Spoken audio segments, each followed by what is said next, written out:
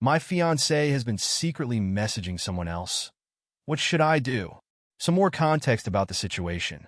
My fiancé and I are in a good place in our relationship and have been together for over 12 years.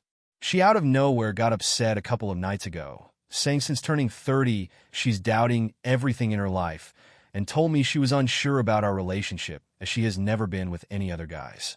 We agreed to go on a break and stayed in separate rooms for the night. This was heartbreaking for me, and I cried most of the night thinking my seemingly perfect relationship was over.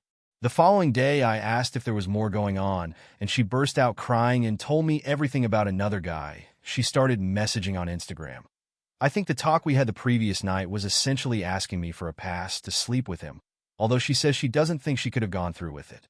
After telling me, she said she is distraught at the thought of losing our relationship and hasn't stopped crying.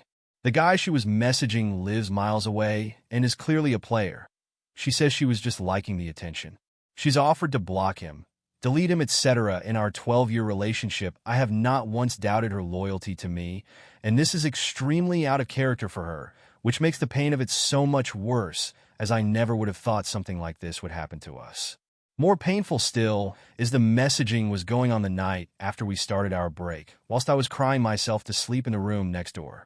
The messages themselves aren't sexually explicit, but there is definitely intention there. She told me she stopped notifications coming through to her lock screen to ensure I wouldn't accidentally see them too, so she was actively hiding them. My fear is that if we continue our relationship, I'm not going to be able to see past this and may end up resenting her for it. Or worse, these feelings she clearly will crop up again and she'll need to act on them. She swears to me that won't happen, but I don't see how she can say that.